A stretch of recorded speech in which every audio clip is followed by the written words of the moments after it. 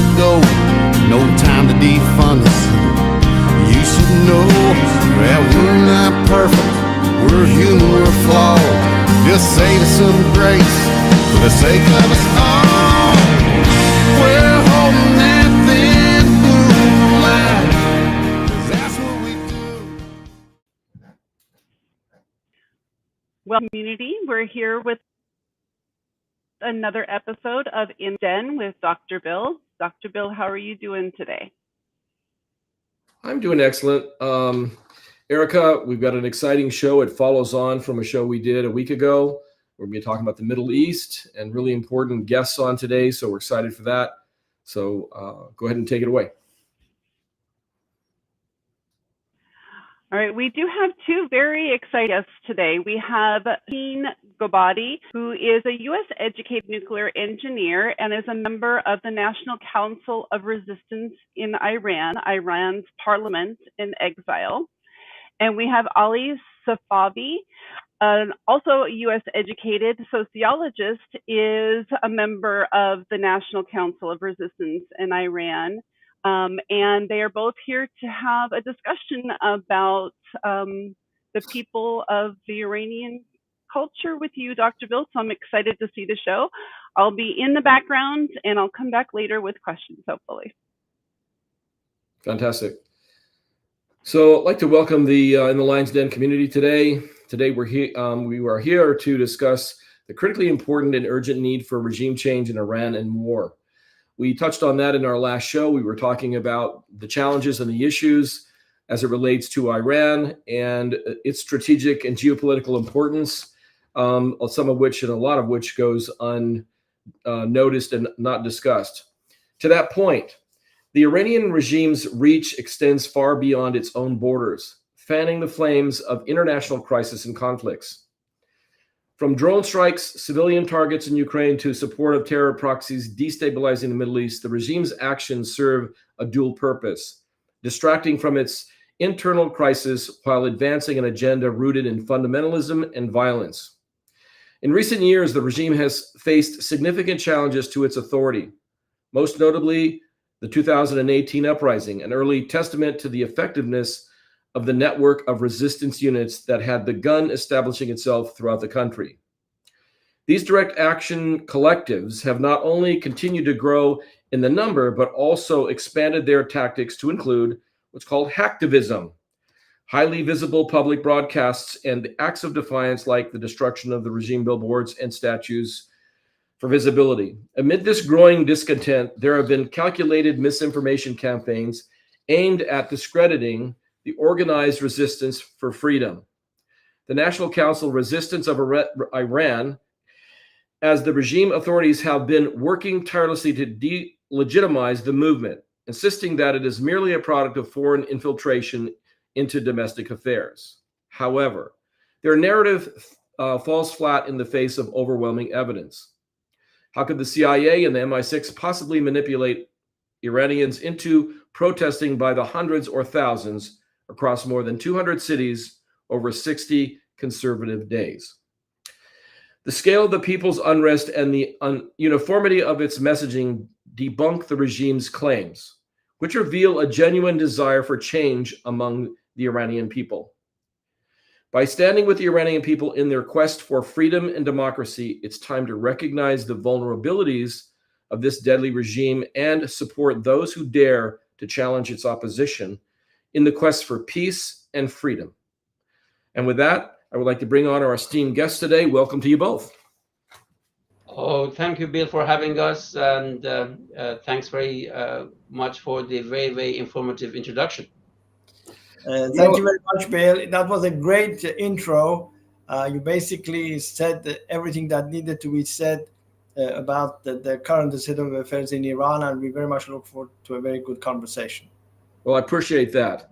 You know, to bring things front and center, right? What did we just have? We had our president made a decision to bomb Iran and take out their nuclear facilities as best that they could in their limited strikes, etc.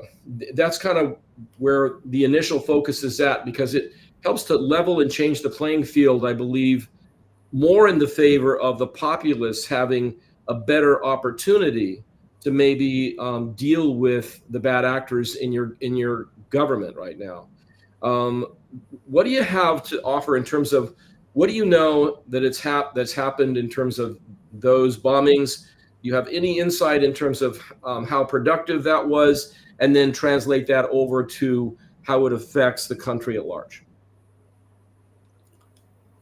Well, Bill, in regards to your question, naturally, aside from what's publicly available about what happened in Fordo, Natanz, and Arak, at least I haven't come across any information, so to speak, especially so because naturally in my capacity dealing with the political side of things, I'm not privy as to any details that might be otherwise available. But what I can say is that we are here today, of course, just went through 12 days of armed conflict, precisely because the Western policy of appeasement and giving concessions to the regime in Tehran has emboldened it to a degree that it openly defies the international community, not least this nuclear weapons program, which of course all the calls by the world community went unheeded, calling on the regime to dismantle this program and basically provide unhindered access to the IAEA inspectors. And of course, now that there has been a ceasefire, as the NCRI President-elect Mariam Rajavi said, this ceasefire is a step forward in the real war, which is between the Iranian people and the regime in Tehran. And of course, when I talk about the Iranian people, I also mean the organized resistance.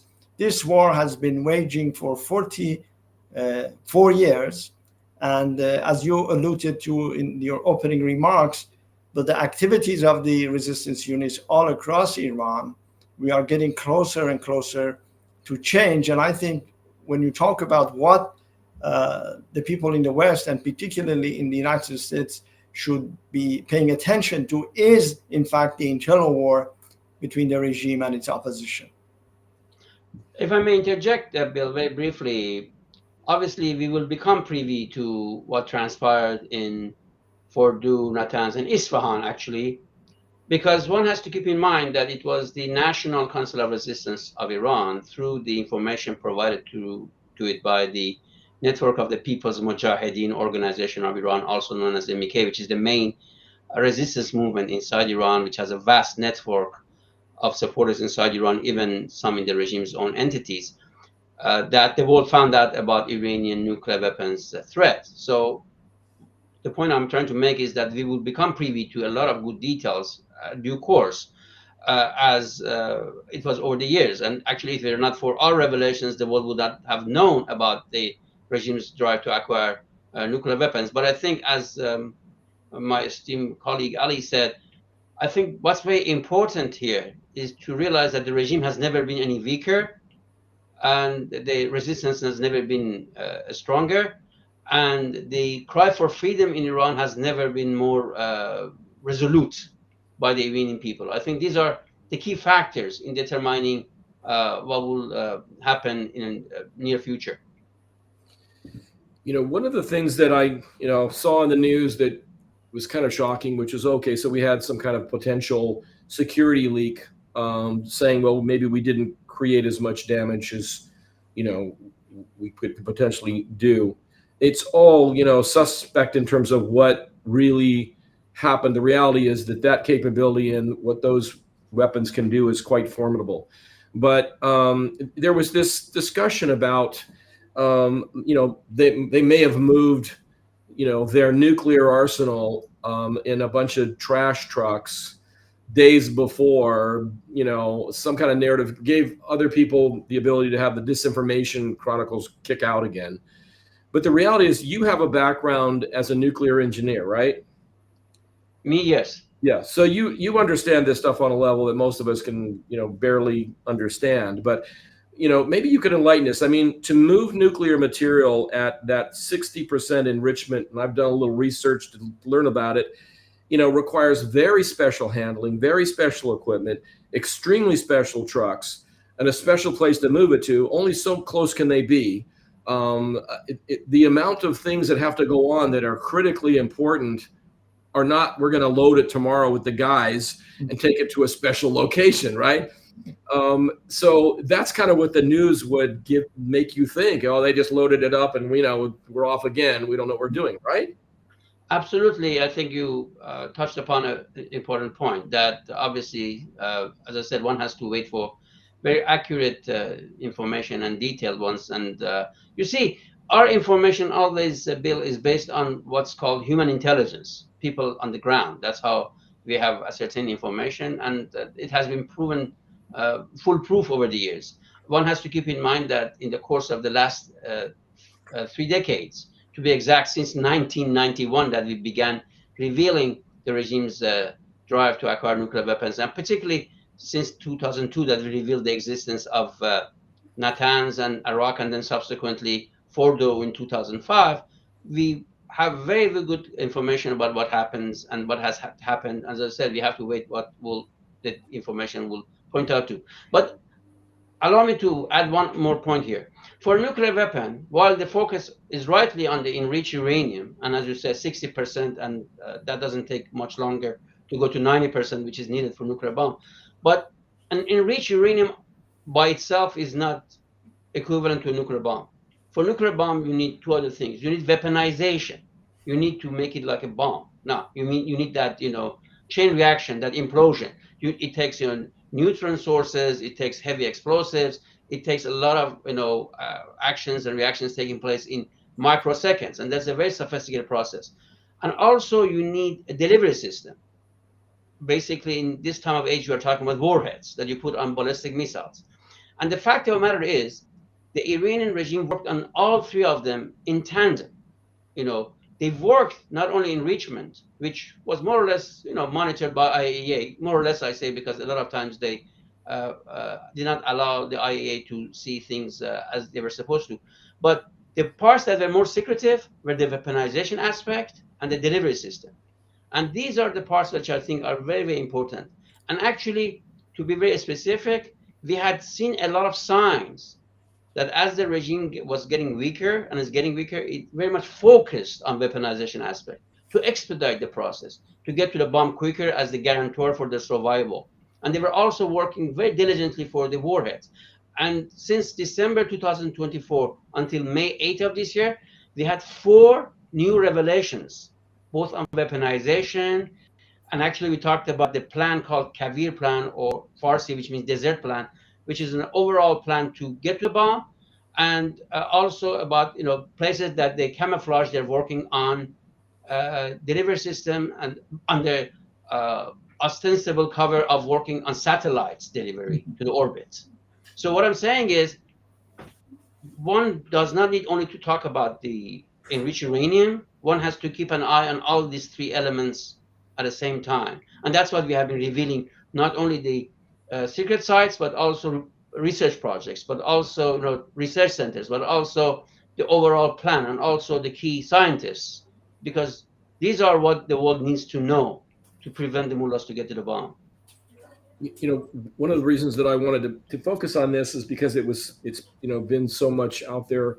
It seems like not enough technical information is given out. But I think that didn't the Israelis take out their earlier capabilities, and that led to the development of the subterranean strongholds and the hardening and the development of this system to try to make it so that you couldn't attack it, at least from the military side that they were dealing with before, not necessarily the one that we have the capability of now. But so those hardened sites, and like I say, they're in multiple places, right, for people to understand. So it's not like one place makes everything and off you go. It's like you have these multiple sites and things, and they were all either taken out or seriously degraded. Scientists are gone, generals are gone. You have a lot of degradation of the whole hierarchy on some level, and that level of invincibility that regime has had has been altered, right? All of a sudden, they don't own the skies, right? Well, I think what I can say in this respect, Bill, is that, as Shahin said, the regime has never been so weak and vulnerable in its 46-year history. And of course, the recent developments are not the only factor. Iran has seen over the past 8 years 5 major nationwide uprisings, including the one in 2022. The regime's regional strategy basically was destroyed. You saw what happened to the Hezbollah. The Houthis have been under attack. The Shiite militias in Iraq are under a lot of pressure. But most importantly, the linchpin of Iran's regional strategy, Syria, is no longer controlled by Bashar al-Assad. And of course, when you talk about invincibility, many people thought that Assad will be a permanent feature of the Middle East for years to come. And yet, in a matter of 11 days, it collapsed. It took 4 years to retake Aleppo from the rebels. It took only 4 days for it to fall under the control of those who, of course, are not the government in Syria. So, yes, the Iranian regime may have tried to project an aura of invincibility to the rest of the world, but the fact is that this regime is a house of cards. And I think, of course, the ultimate factor that will bring about change is what happens in the streets. The people of Iran, the people factor, so to speak, and of course, organized resistance units. As I was coming here, I just saw a video clip. Just last night, resistance units had targeted a IRGC military base in the heart of Tehran. And of course, over the past year alone, in 2024, actually, they carried out 3,077 operations against the IRGC, against its shock troopers, the paramilitary Basij, and they also carried out nearly 40,000 acts of defiance in 135 cities across Iran. Actually, today, the Iranian news agency Mehr, which is affiliated with the intelligence ministry, issued a warning that the resistance units have been using loudspeakers and platforms to basically amplify the messages of the resistance leaders in various public places, calling on the Iranian people to rise up. And yesterday, the prosecutor general of the regime issued a statement calling on anyone who has any affiliation with the MEK to come and turn themselves in to get leniency. So clearly, the number one threat that the regime faces is internally, and obviously that is the organized resistance. So this is why I think that when you put all these things together, we are very close to change happening in Iran and this regime being overthrown by the Iranian people and the organized opposition. You know, it brings to mind one of the things that we have in the U.S. When the bad actors get going and they think that they can push around the great populace, is we're armed, okay, as a people, and that is written into our Constitution in the way that we are, so that we can defend ourselves collectively. I would imagine that, you know, you have a great amount of people that have the ability to defend themselves. You know, the heavy-handed policies of these ruling theocracies is probably to put down any of that as quickly as possible, because if they don't, you're bigger than they are, right? I mean, I would think you're much bigger than they are, and that's the concern on their side, is that's going to get out of control. They're going to lose control if they haven't already lost a lot of control already, right? Very much so, Bill. I think you, by the analogies you made, hit the nail on the head. The narrative that the world has not heard, the reality is this. There has been a war between the Iranian people and this regime for the past 44 years. During this war, the regime has executed 120,000 young and middle-aged Iranians, men and women, as young as 13-year-old old teenage girls, and as old as 72-year-old grandmothers, simply for standing for human rights and democracy, things that American people rightly take for granted, rightly, I would say. But this is a mind-boggling number, 120,000 people. very good people who lost their lives, either executed or tortured to death. But on the other hand, it also shows you something else. It shows you how deep this cry for freedom is inside the Iranian people. Otherwise, they will relent, and they have not. They have not. And at the heart of it is there's an organized resistance. In the People's Mujahideen Organization of Iran also goes with the acronym MEK, which has been fighting against the Shah's dictatorship, which predates the mullahs, and the ruling theocracy, and the political coalition of the National Council of Resistance of Iran, of which MEK is the main member organization. The fact of the matter is, despite all these killings, despite all these tortures, despite all this torment, as Ali said, my colleague said, there has been 5 major nationwide uprisings in Iran in the last 7.5 years alone. Let's think about it. 5 major uprisings, and that's despite the fact that and each time obviously gets bigger, more inclusive, and stronger. The last time it included all 31 provinces in almost 300 Iranian metropolitans and cities throughout the country. East, west, north, south. So there's unanimity in the desire for regime change. And this comes despite a very, very heavy price that Iranian people have paid. In 2019, in a matter of a few days, 1,500 protesters were killed in broad daylight, just a matter of a few days. And the world was totally, silent and did not notice, because they shut down all the internet and they killed the protesters. And one would assume that people will give up. On January 2020, just 2 months later, people came out again. Okay, that was suppressed. They came out again in September 2022. And as you said, it lasts for weeks and weeks and months and months. So that shows you that there's a very, very deep and profound, desire for change. Now, for that change, as Madam Mariam Rajavi, the woman who the National Council of Resistance of Iran has elected to be the president for the transitional period, has said, we do not seek boots on the ground. We do not seek weapons from the outside world. We do not seek money from the outside world. All we are asking is the US and the rest of the Western world to be on our side politically and morally, and to recognize, as you said very correctly, the right of the Iranian people and the resistance units to bring about a change by themselves. Basically, a regime change from bottom up, or if I may borrow from Abraham Lincoln's famous Gettysburg speech, a change by the people, of the people, for the people. And that's the message. And I think we have never been any closer. Despite all these killings, despite all this torture, despite all this torment, after 44 years, I think all the chickens are coming home for the Supreme Leader Ali Khamenei to roost. And you see the confluence of crises from all directions. One of the things that's hard to wrap your head around in the U.S., I mean, think about our military occupying and trying to take over, a state or a city would be really unconscionable. Yeah, we don't have the jets, but we have the manpower, right? Would never be a consideration. Plus, our military, they live all over the country, got families, etc. I would think that with the size of their military, they wouldn't want to turn on their own families and their own people. And there's got to be a great amount of support from the military that can't speak up because they want to protect their families. They don't want to go after their own people. You know what I mean?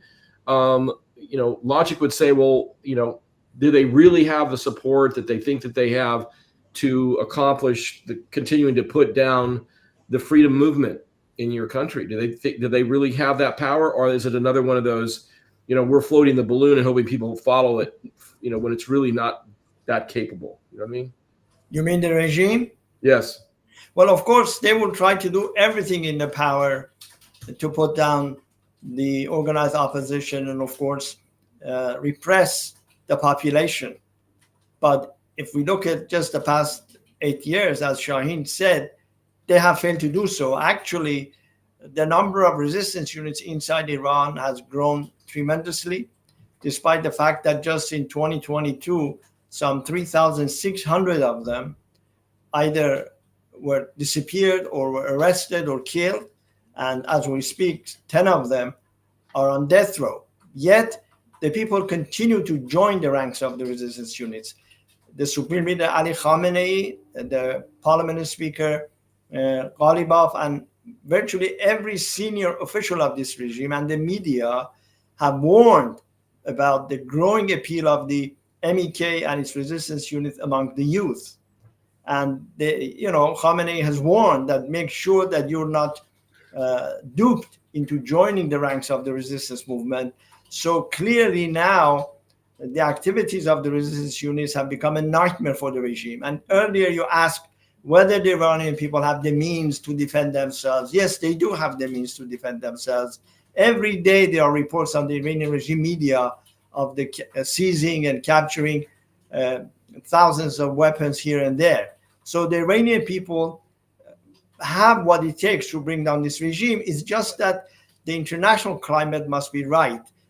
This is why we have consistently called, and of course this call has been supported by 137 former world leaders, 4,000 lawmakers on both sides of the Atlantic, including 225 bipartisan members of the House of Representatives and 20 senators, as well as 80 Nobel laureates, that the right of the Iranian people to use every means at their disposal to bring down this regime must be recognized. Remember that President John F. Kennedy once famously said, those who make peaceful change impossible will make violent revolution inevitable. I'm sure you know that the United States and George Washington in the War of Independence, they had to fight the British. The French patriots had to fight the Nazi occupiers. And of course, some German freedom fighters had to put up a fight against the Third Reich. This situation is very much the same in Iran. That I'm reminded of a famous quote by Thomas Jefferson, who said that the tree of liberty must be replenished with the blood of tyrants and patriots. And so that is the situation in Iran. Yes, of course, a great deal of risk is involved. Basically, the resistance units now are putting their lives on the palm of their hands and taking the fight to the Revolutionary Guards. But I'm sure you agree with me that nobody gives you freedom in a silver platter. Freedom is not given, it must be won. And I think the Iranian people, after 120 years of a struggle against 4 dictatorships, the dictatorship of Reza Khan at the turn of the century, then his father, his son, Mohammad Reza, and of course you have Khomeini and Khamenei, are determined to bring freedom to Iran, whatever it takes, whatever cost it may have. And unfortunately, I must say that the democracy movement in Iran historically has been retarded by foreign intervention. In 1906, when the Iranians and freedom fighters of Iran, including those in northern Iran, in Tabriz, fought to kick out the Qajar king and force him to accept a constitutional parliament, the British intervened and they installed a Cossack army officer, Reza Khan, as the king of Iran. And of course, they, a few years later, booted him out because of his leanings toward Hitler. And then they installed his son to the throne, and he ruled Iran with an iron fist, decimating the democratic opposition, including the MEK founders. But he was also overthrown. And of course, Khomeini, because of what the Shah had done, eliminating the democratic opposition, was able to step into a power vacuum and usurp the leadership of a popular revolution. But of course, now, with the existence of a nationwide organized opposition, which has tremendous international support, including in the United States, that scenario is not going to repeat itself, despite the efforts of the Shah's son, this clown, Reza, who is a self-proclaimed leader, but he has no organization within Iran, and he has not much of a following outside Iran. Of course, he does a lot of media interviews, but you and I know that sound bites don't make a strategy, and perception doesn't replace reality. So to be honest with you, we are not only very realistic about what is happening, but also optimistic. We are not hoping, because hope is not a strategy. We have been working day and night, 24/7, 7 days a week, 12 weeks a year, to bring change. And of course, we have basically incurred a great deal of cost in this fight, but we are proud of it. And I think Iranians are proud of it because they want to gain their freedom by themselves and not bestowed upon them by some foreign power, as has been the case before. So another thought also comes to mind, and that is the Iranians' economy. When you have an economy that is basically in serious decline, and the populace is basically facing the brunt of that because of endless wars and oppression by dictators and the like. I mean, that's got to drive people to the side of we need change. It's got to be a huge driver because you can't really ever get where you need to go, and it continues to get worse. At some point you go, I've had enough of this. Let's just put our feet down and make something happen. I would think my sense would be that that's also a big driver to make change. Your sense is absolutely correct, Bill. Absolutely. Look, there are universal laws for every society, every civilized society. There are common sense among every sensible human being, and Iranians are no different. Obviously, they are very, very educated. Look, we are talking about Iran, a nation which has had a government for up to 6,000 years. So it's a very, very it's one of the cradles of civilization and very long and deep heritage. Basically, this is the economic situation. Iran having the second biggest gas reserve in the world, the third biggest oil reserve in the world. All in all, Iranians, give and take, are about 1% of the world population. Iran has about 92 million people, give and take. So it's about 1.1% of the world population. But it has about 7 to 8% of the oil of the world resources. So on a normal situation, an Iranian should be very affluent, very well-to-do, very prosperous. God has given them basically what they need to have. But exactly because of bad regimes, first the Shah's regime, which plundered all of the Iranian resources, and had because of rampant corruption and nepotism, basically destroyed Iranian economy, and then the mullahs even worse. This is the economic situation today. According to the regime's own status, state press, 80% of the Iranians live below the poverty line. You heard me right. 80% of Iranians live below the poverty line. Overwhelming majority of them cannot make their ends meet. Iran has the biggest brain drain, if not in the world, but definitely in the whole Middle East. Medical students, nurses, all of this, they flee because there's no future. And this is true about also people in the high tech and electronics, and you name it, I claim it. So actually, that's one of the main reasons that the young people are so frustrated. They see no future, they see no hope, and that's why they are attracted to the resistance like this, because they see it provides them hope. For instance, Madame Rajavi's 10-point plan. You see, according to the NCRI's plan, when the regime is overthrown by the Iranian people, there will be an interim government for a maximum period of 6 months, with the main task of setting the stage for a free and fair election to choose the next national and constituent assembly to write the new constitution. And a woman named Madame Mariam Rajavi has been elected to be president for that transitional period, so there will be no chaos. She has articulated a 10-point plan. And what are these 10-point plans? 1, separation of government and religion. Total gender equality, total freedom of association, thought, and so on and so forth. Good, mutual, amicable relationship with the rest of the world. A non-nuclear Iran. Rights of all the national minorities. End to death penalty, and so on and so forth. So that gives them hope, especially to young women who they see there's future. That's one of the reasons they join the ranks of resistance, because they see that's the only way they can gain their own identity and they can have a future for themselves and their families. So I think you raised a very, very important point, because otherwise, the resistance cannot continue. Resistance units are part and parcel of that society. Where are all these young men and women are coming from? They are, fabric of the very same society. I think if I may also follow up on what Shahin said regarding the economic situation, just to give you an idea, the Iranian regime spent $2 trillion on its nuclear weapons program. the entire oil revenues for Iran in the past 46 years has been 1.5 trillion.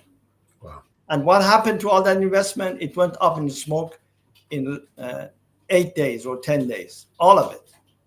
Second, during the presidency of Ahmadinejad, Iran's oil revenues were $600 billion. $600 billion. When he left office and Rouhani became president, he said, we are 50 billion in debt in our treasury. Where did all that money go? Well, it went to fund the Hezbollah. Hassan Nasrallah was on TV saying that even our underwear is paid for by the regime. And he said, as long as Iran has fulus means money in Arabic, we're going to have money. They spent $50 billion, if not more, in Syria.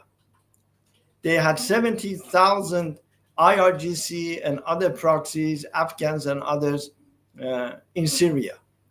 They have basically armed, trained, and funded the Houthis. Houthis were not what they are 30 years ago. There was just a group of nomadic people in Yemen. The mullahs took them to Iran. They trained them. They even made the leader convert to their version of Shia, the 12th Imam Shiite. And they have been helping them, teaching them, training them, giving them technology, teaching them how to use drones, how to use ballistic missiles and whatnot.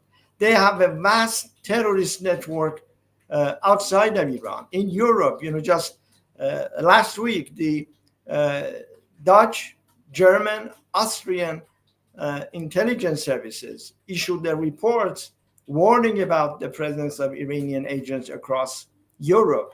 In 2018, when the NCRI had its annual gathering in the heart of Paris, 100,000 people showed up, plus like 500, 600, 700 senior figures from all over the world, including from the United States. And what happened? Well, on the day of the event, the Dutch, the German, and the Austrian and the Belgian services neutralized a bomb plot, which, if successful, would have not only killed thousands of people in the audience, but also a good number of those dignitaries. But of course, the plan was to assassinate Mrs. Rajavi. And in fact, the terrorists were told to place the bomb as close to her as possible. And do you know who was the mastermind of that? An accredited Iranian diplomat in Austria, who was actually the station chief for all of Iran's terrorist activities in Europe. And then what did the Europeans do? They simply provided a slap on the wrist. So the mullahs were emboldened. So a few years later, in broad daylight, on November 9, 2023, a gunman tried to assassinate the former vice president of the European Parliament, Professor Alejo Vidal Quadras, for his support for the Iranian resistance. This time, the mullahs, because their diplomat had been caught with his hand in the cookie jar, had hired an organized crime group, Macro Mafia, to do the job. And so clearly you can see that this regime priorities are not the welfare and the improvement of life for the Iranian people. In 2017, what prompted the uprising was the rise in the price of eggs. In 2019, what prompted the uprising was the tripling of gas prices. So you're absolutely right that the Iranian economy is on the verge of collapse. Shahin said that 80% of Iranians live below poverty line. Well, 15 million Iranians sleep hungry every night. That gives you a picture of what life is under. The Iranian currency rial has lost 50% of its value. When I was a young man and when I came to the United States in 1971, the value of rial, you had to give 74 rials to buy a single dollar. Now you have to give 1 million rials to buy a single dollar. So you can imagine what the mullahs have done. They have fleeced and looted our country. The IRGC generals are now known in Iran as the billionaire generals. So you can see what the situation is right now. And this is precisely why we believe that the end is coming for the mullahs. Iran is an explosive stage, and all that is needed is really not much. Is for the international community to stop continued appeasement and engagement of this regime, not throw the lifeline, and stand with the Iranian people, just as it did with the Solidarity movement, just as it did with Nelson Mandela and the ANC against the apartheid regime of South Africa. And that's not asking much. But of course, regardless of what the international community does, Iranian people are determined. As you said, they have had it, they are fed up, and they're going to achieve what they want to achieve because they are determined, resolute, and of course, well organized now. Transitioning to the international stage for a minute. I mean, our president just did what most presidents wouldn't do, which was took a very measured step and gave them plenty of time to make a decision, which was politically necessary. But at the end of the day, we took a necessary step, sending a message to the international community to say, hey, enough is enough. Okay. It's not the Iranian people, it's this regime. One of the things that we have to be now mindful and higher alert for is terrorist cells, terrorist activities. You mentioned, specific incidents of terror activities as the, world sponsor of terror. I mean, what a label, right? I mean, this regime has, everybody has got to be concerned about that, right? But it's not just your problem. It's all of our problem. Yes. Because we know we have terrorist cells. I work in law enforcement. It's one of those things that we also have to plan and prepare for on some level, right? As if you could really do that. But at the end of the day, it's a bigger issue, and it really requires the international community to bring pressure to bear. We just brought a lot of pressure to bear, took away their capabilities and their leverage from a nuclear standpoint, which is about the only main international leverage. They have so many rockets, they shoot them, they're done. I mean, they're expensive, but the ability to reconstitute, and have that kind of leverage isn't there. And so I believe you're right. The time is now. And the world has to act and react in support, because we don't want to go another 10 years and be back where we're at again. Absolutely. And then again. I mean, that's, it's you've got to, just like we made a decision, it's time to end this charade of nuclear threats and get rid of it, right? We're getting close to the end of our show today. I wanted to hear from both of you. We're going to do a little Q&A at the end. I wanted to hear from both of you, sort of your parting comments, where we go from here, what you would like to see from, what's going to be the divining rod of change for the Iranian people, and where do we go from here? Do you want to go first? No, go ahead. Well, I think what we would see is that there will be exacerbating schism within the regime as it's getting weaker, as they see the sign of the end coming pretty soon. You will see at one point another uprising, which definitely is going to be much bigger and much stronger. And you will see an uptick in the activities of the Iranian resistance unit, which are affiliated to the MEK. At the same time, you will see that the international community has big choices. Just October, the three European countries, Germany, France, and UK, have to make a decision about this, activating the UN Security Council resolutions that were suspended because of this flawed 2015 nuclear deal. So you will see a lot of dynamics, I would say, in weeks and months to come. And as you said, the time is up. And obviously, nobody has a crystal ball to say when and how it will trigger.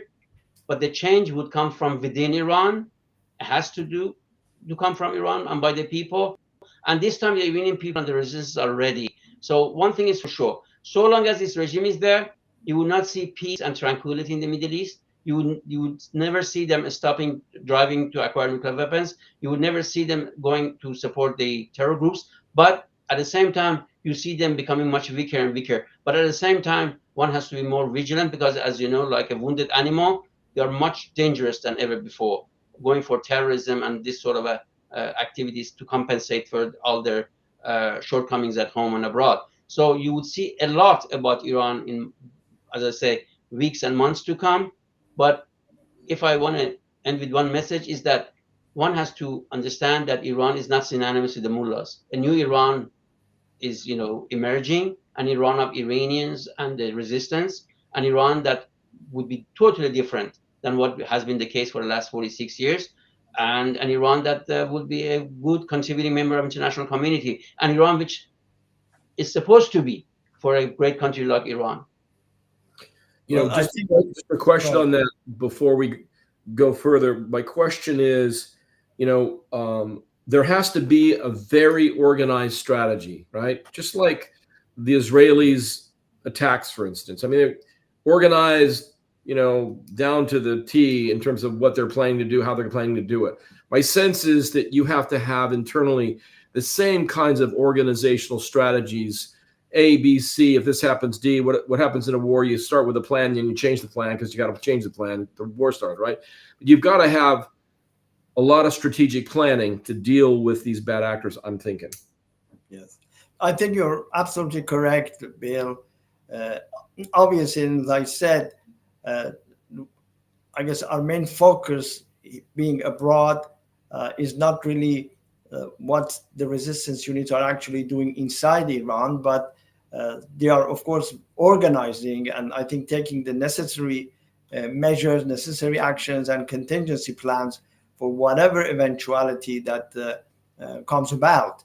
Actually, I should say, while we're talking about the resistance units, that a website was launched called resistanceunits.org, and we recommend all of your viewers to visit that website, which provides a genesis for the resistance units and of course offers video clips and pictures of some of their activities, so you can see that they are very well organized. In the beginning they started with simply writing graffiti on walls, then they elevated their activities by targeting the symbols of the regime, a whole host of activities that they are undertaking. Then, of course, they began targeting the IRGC bases and the paramilitary besiege and other repressive agencies of the regime.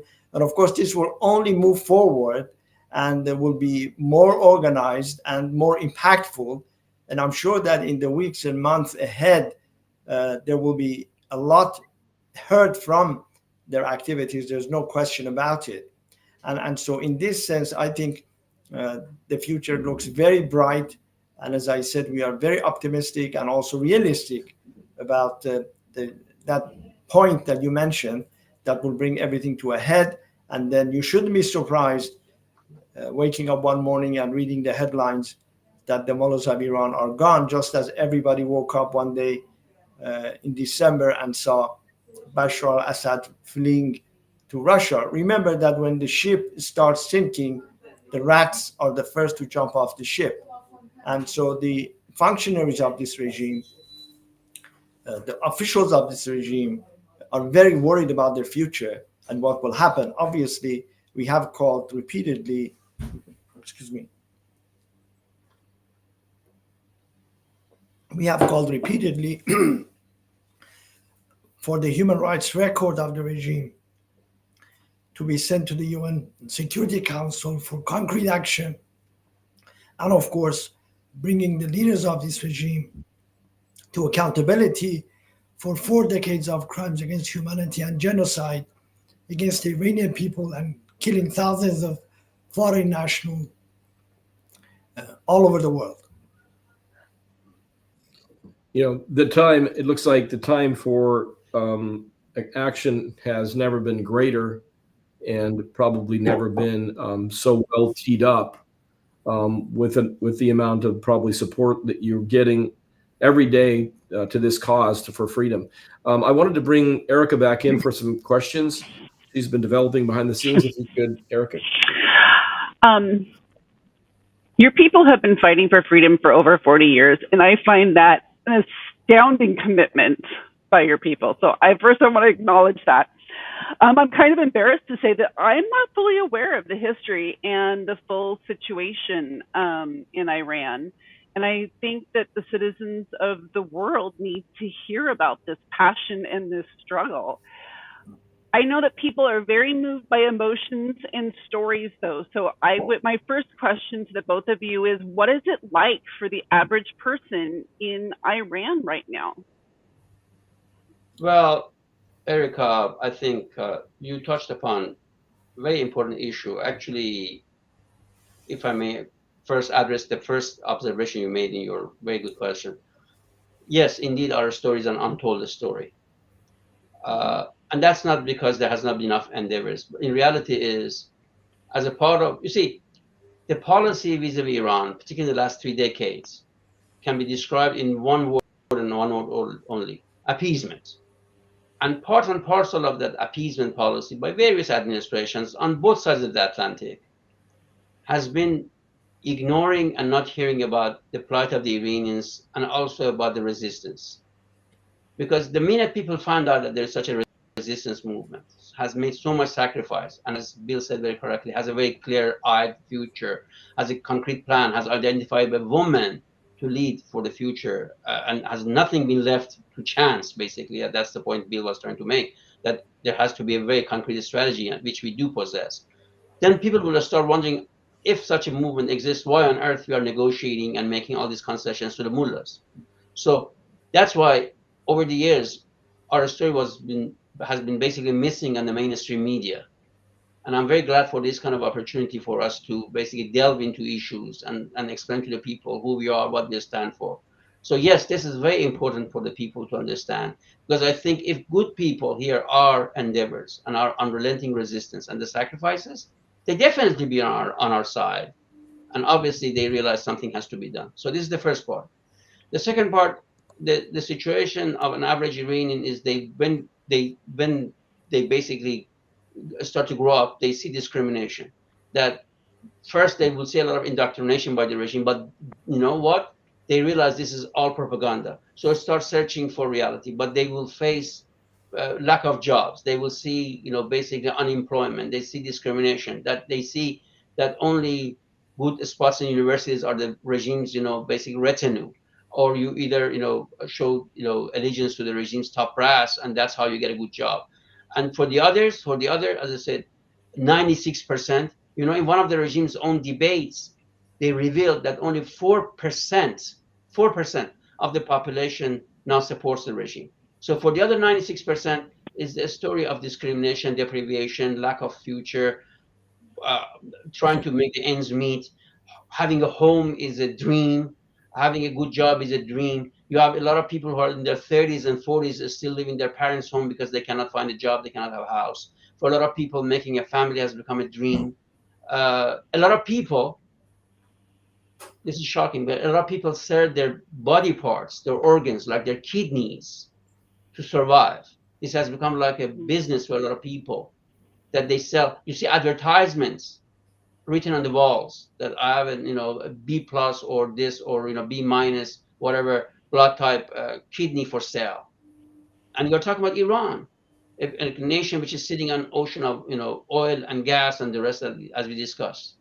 And also for women, in top of that, and I should say a lot of obviously suffocating censorship, lack of freedom, and this is even more so for women, who from the day one that they realize who they are, they see they are treated as less than second-class citizen. Misogyny is basically in the DNA of this regime. They know they cannot be judges. They know they cannot be this. They cannot be elected to the offices. It is institutionalized. That at the age of 9, they can be forced to marry. So you see why there's so much sense for revolt. But the good thing is the Iranian people are now very much knowledgeable about what's happening. They are very informed. They use VPNs and they see the real world. They get connected to the resistance. So they know there's an alternative. So from one hand, yes, this is the daily life of an average Iranian. Pain, misery, sad news. But on the other hand, they see that there's an alternative and there's future. So this is the contrast of a daily life in Iran. To Shahin's point, if I may add a couple of short observations, he mentioned people selling their body parts. They even sell their corneas. A while ago, I heard a audio that was posted on the internet where a young man had called a prospective buyer, and he said, "Are you interested in buying my heart?" And the person on the other side of the line told him, "Well, if you sell your heart, you will die." He said, "Yes, I know that, but I want to sell my heart so that my family can live with the money from the sale of my heart." So that goes to show the extent of disaster that this regime has brought upon the Iranian people. And when you talk about what we feel about this, the cost of it, yes, it has been very costly, to be honest with you. Case in point, the leader of our movement, Mrs. Rajavi, she lost a sister at the hands of the Shah's regime. She lost a sister 8 months pregnant at the hands of the mullah's regime. And two of her brothers-in-laws were murdered by the current regime, one in prison, the other one in broad daylight in Geneva, assassinated by 13 terrorists sent from Tehran, all carrying service passports. So yes, it has been a very, very personally, very, very costly endeavor for us. And I think what has made it to some extent more difficult, and you alluded to this, is that there has been total silence by legacy media about this, or wherever they write something, they demonize us, they call our movement all sorts of names. They say they lack popular support, they are this and that.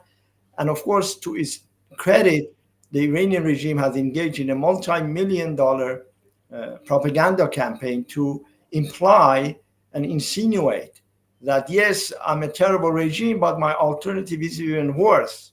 And so real politics would dictate the status quo, hence continuing engagement with the mullah's regime of Iran. And so that is why you haven't heard about this resistance movement. New York Times hasn't written about it. Washington Post hasn't written about it.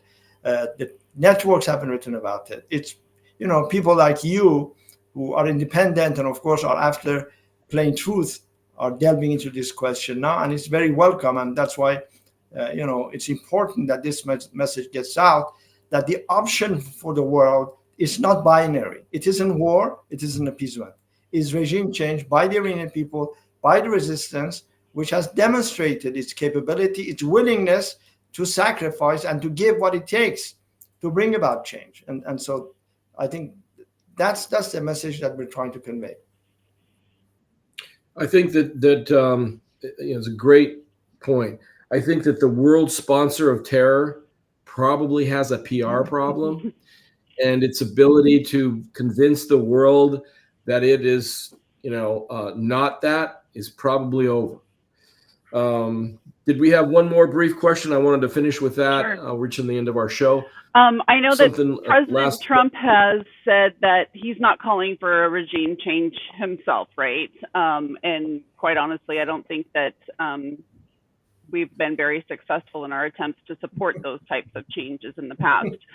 What type of support do you think the Iranian people are hoping to see from the U.S. and other countries? What can individuals like myself and other countries do to help support the average people in Iran? Go ahead, Shahin. First of all, thanks for your sentiment. It means a lot to us. And as we said, this question was asked from Madame Rajavi. She testified while in Paris online to a hearing in the U.S. House of Representatives in February. And a member of Congress asked, what do you want from us? And Madame Rajavi said, let me tell you first what we do not want from you. We do not seek and we do not advocate boots on the grounds. We do not want weapons. We do not want money from U.S. or from any other government. All we want is a good policy. And what does a good policy constitute? Number one, hold the regime leaders accountable for all their crimes against humanity and their genocide against the Iranian people.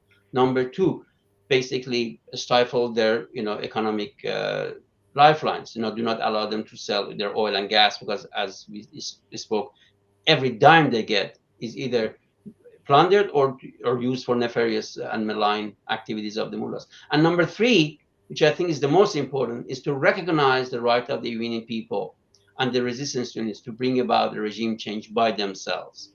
So I think the most important issue is to, obviously nobody is asking for any foreign government to come and do the job of regime change. This is a task of the Iranian people and their organized resistance.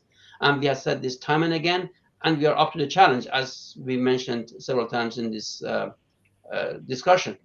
But what can be done? You can obviously spread the word. The more people know, that's more important to us, that people know that there is such a resistance movement. We have a website, ncriran.org or resistanceunits.org, and that's very important to spread the word. Also, you can write to your member of Congress, you can write to your senator, and to say, look, to be on the side of these people and be much more vociferous in their support and recognize their right for regime change. And I think that will go a long way.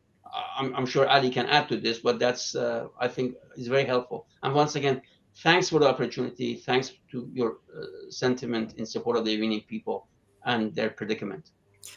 To be honest, I think Shahin said it very well. I don't have much more to add aside from appreciating the opportunity very much. Shahin said you can write to your congressmen, senators, and all that. I think you can also inform your fellow journalists and fellow podcasters and tell them that, hey, look, there is this resistance inside Iran. There's a great deal of hope for the future of Iran.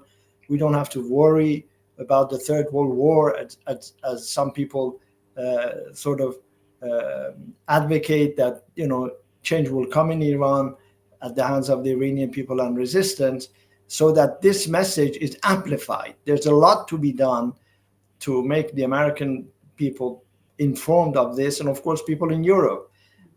And so this is basically what we ask from anybody whose heart beats for freedom and wants to see Iran be great again, the way it was during its entire civilization, and be a beacon of peace, freedom, and good neighborliness in the region, and play a very constructive role in the community of nations. Well, thank you, gentlemen. Fantastic, gentlemen. Yeah, fantastic. A final thought in my mind is that you've left me with also is, on the ground, change is really in the hands of the Iranian people, and its organizational ability to affect its own change. And the timing couldn't be better because of international pressure in how it's coming to bear. And I just, that just struck me strongly. But I wanted to thank both of you, Shahin and Ali, both for coming onto the show today, taking the time to give us the insight as to what's going on and give us information that you wouldn't normally get. And maybe in the future, I would love to have you both back for some follow-up as things improve. Thank you very much. I guess on my part, I must say, Bill and Erica, the pleasure was all mine. And we are very grateful for this opportunity. And it's good to have such good friends. This only inspires us to move forward and do more. We are invigorated and, as I said, inspired to do more, because it goes to show more and more people have to know about our movement. I would also echo the same sentiment. Thanks for having us. Thanks for the opportunity. And thanks for all the sympathy for the Iranian people and their rights. And may I wish you and all your listeners and viewers happy days and happy weeks and happy summer ahead. And happy 4th. And one last thought. I have every hope that come Victory Day, you can do a podcast from Freedom Square in Tehran. That day will come, I'm sure of it. Mark my words. That'd be beautiful. Well, we're looking forward to it. Looking forward to it, gentlemen. Be safe. Thank you. Thank you very much. Thank you. Blue lights and sirens, yeah, it's time to go. No time to defund us. You should know that we're not perfect. We're human, we're flawed. Just say to some grace for the sake of us all.